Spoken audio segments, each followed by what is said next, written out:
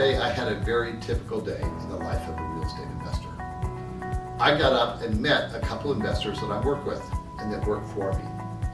So they brought me a deal in a small town called Princeton, which is a suburb of Dallas. It's about 45 minutes away from where I live. So I drove by, met them, we drove out to Princeton. I met a really nice young family and I made an offer to buy that house. And we ended up spending and talking to them for probably a good 35, 40 minutes. Probably an hour by the time we got finished with the entire meeting. They needed a couple of days to think about it, and they're going to call us and let us know, probably tomorrow, on what their decision is. So we had a little bit of extra time, so we went and stopped for lunch. And then we drove up to Denison, which is another probably 70, 80 miles away.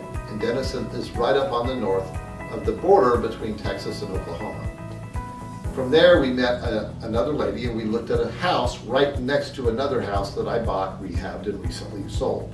So this is literally the neighbor to the one that we just sold probably 2 or 3 months ago. From there, we went through and looked at the house, and on the way back, I called and made the verbal offer to the attorney that's handling this, because the young lady, or the old lady that owned the house, had passed away, and her attorney is handling the sale.